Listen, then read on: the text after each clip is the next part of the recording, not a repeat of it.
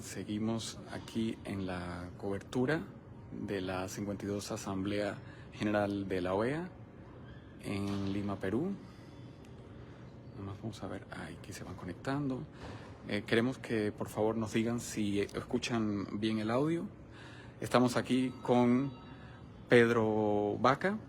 Pedro Vaca es relator de la Comisión Interamericana de Derechos Humanos en temas de libertad de expresión.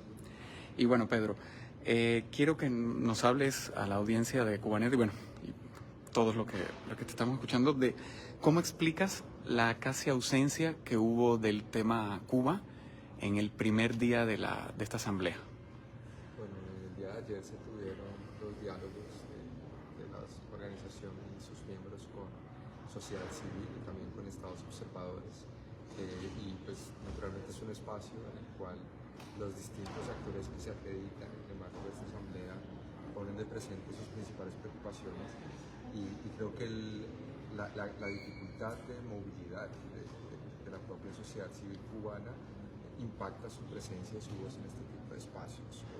Constantemente mi oficina recibe reportes de activistas cubanos, líderes cubanos en aeropuertos, a los cuales se les niega el ingreso, el tránsito, las restricciones que todos conocemos con respecto a la movilidad del pueblo cubano, pues esto se ve reflejado también en las dificultades y por lo tanto de poner ante la membresía asuntos que pueden ser muy importantes para la conversación regional. Es algo que también echa a faltar la Relatoría Especial para la Libertad de Expresión.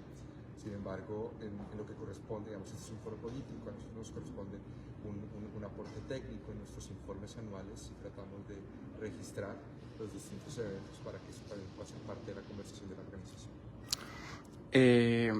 ¿Te complica tu trabajo o no te afecta en nada la campaña que se está haciendo o el llamado que se está haciendo de eliminar a Cuba de la lista de países patrocinadores del terrorismo, una lista que establece Estados Unidos y en lo que está haciendo particularmente activo el nuevo presidente de Colombia, Gustavo Petro?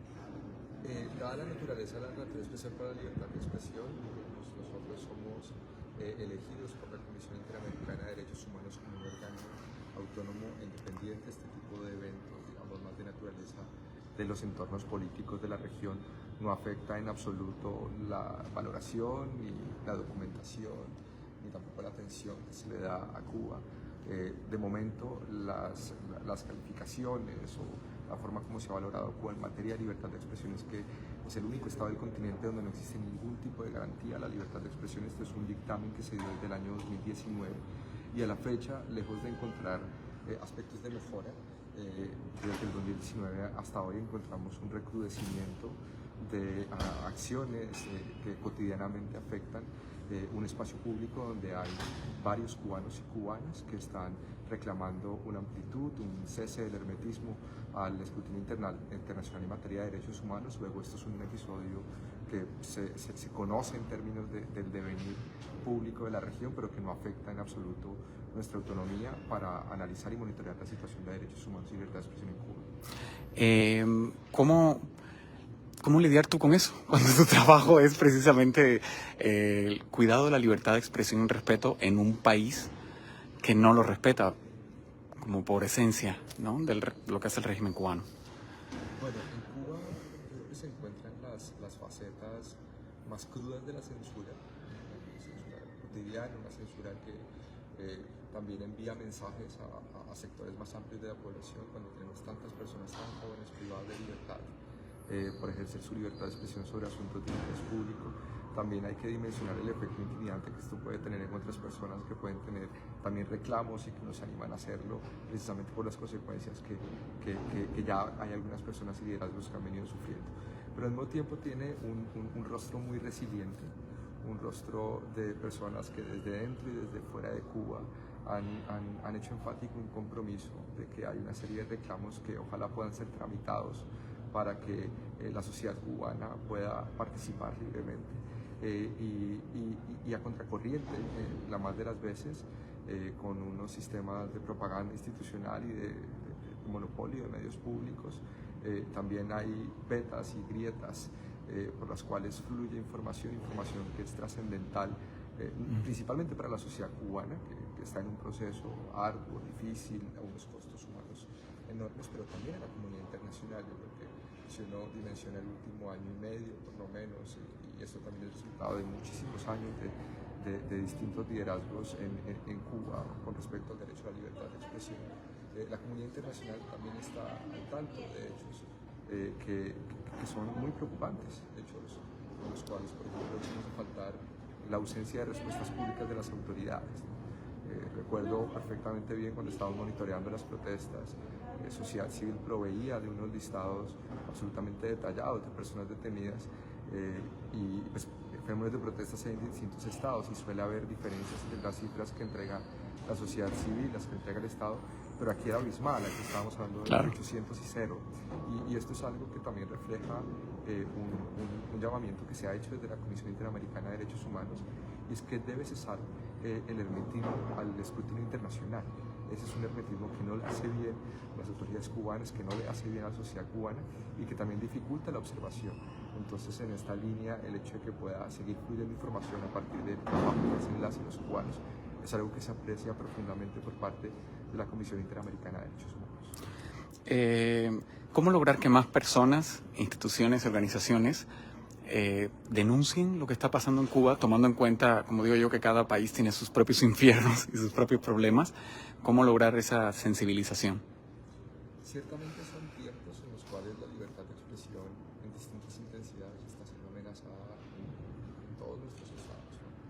Hay sin duda digamos, fenómenos de violencia letal contra la prensa que se registra en distintos estados del continente, pero la censura suele ser un monstruo de 1000 cabezas, ¿no? Que también hay que dimensionarla de acuerdo a las consecuencias que tiene. Defendemos la libertad de expresión no como un privilegio, defendemos la libertad de expresión porque es un requisito indispensable para que la sociedad pueda estar informada sobre asuntos que le importan, para participar en la vida en comunidad, y creo que esto es algo en lo cual a lo mejor no son cambios repentinos, digamos, súbitos de la noche a la mañana, pero en mi sentir sí hay un mayor interés por lo que está pasando en Cuba respecto a derechos humanos en general.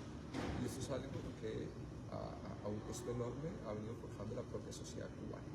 Y los organismos multilaterales que hacemos observación en materia de derechos humanos estamos en el deber de procesar esta información y a partir también de los análisis que se hacen convocar a la comunidad internacional a que siga y a que aumente su atención sobre ello. ¿Qué le dirías a esas personas que de pronto, como ven o sienten que algunas cosas no cambian a la velocidad que uno quisiera o que uno esperara o que sería la sana, desconfían de los organismos internacionales y dicen: la ONU no importa, la Comisión Interamericana de Derechos Humanos no hace nada, son gente que se la pasa hablando, ¿no? ¿Qué le dirías a esas personas? Yo creo que la labor del multilateralismo es trascendental, pero es por sí sola insuficiente para los cambios. Digamos, las responsabilidades en materia de derechos humanos las han asumido los estados y sus autoridades. Los organismos multilaterales de derechos humanos llegamos hasta el punto de analizar información e invitar, en el caso de la Comisión, a que se cumplan recomendaciones. Digamos, en el caso de Cuba hay una serie de recomendaciones formuladas que esperamos existan las condiciones sociales y políticas para que en algún momento puedan ser incorporadas, y son recomendaciones que no salen, digamos, del azar ni del capricho, salen de un aprendizaje de la comunidad internacional, de los estándares internacionales de derechos humanos, y que se ofrecen con la mejor de las voluntades para que cese el sufrimiento de muchas personas. Luego, no somos el último eslabón de la cadena, pero sí somos una caja de herramientas y que ofrece posibilidades para que se optimice la garantía de derechos en la región. El cambio, los cambios de nuestras sociedades, estos tiempos son muy ansiosos también, pero el cambio y los cambios a mejor, que es lo que aspiramos existan en nuestras sociedades, tiene que provenir directamente de por lo menos dos elementos: un elemento social que considere la pluralidad de ideas, ¿no? Y esto es algo que cuesta en países como Cuba reconocer, que es una sociedad diversa con distintos puntos de vista, y esto es algo en lo cual hay mucha impermeabilidad de actores muy poderosos. Pero el segundo, de un Estado que sea muy consciente de la garantía de esa pluralidad. Creo que este es un campo en el cual es muy importante seguir avanzando. La última pregunta. ¿Consideras que las denuncias que se hacen a nivel internacional sí llegan a escuchar las autoridades del régimen cubano? O sea, si hay un cierto efecto o responden de una manera muy tenue para que piensen que no les interesa, pero en realidad sí les interesa. A ver, el conducto regular de nuestro trabajo es que una vez se formulan recomendaciones, los estados están llamados a reportar sobre el avance de esas recomendaciones. Al no existir, digamos, una respuesta, no hay un elemento objetivo, digamos, para poder responder esta pregunta. Sin embargo, la sociedad civil cubana en muchas oportunidades sí nos ha dicho, por ejemplo, las medidas cautelares otorgadas muchas veces dan un lugar a mejora, por ejemplo, en condiciones de detención, merman algunas condiciones cotidianas y eso es algo pues que naturalmente nos llena de cierto nivel de esperanza de que por lo menos ciertos tratamientos a situaciones graves puedan mermar en términos de la intensidad con la que se usa. Muchísimas gracias, Pedro. Puedes suscribirte a nuestro canal de Telegram escaneando este código QR. Gracias.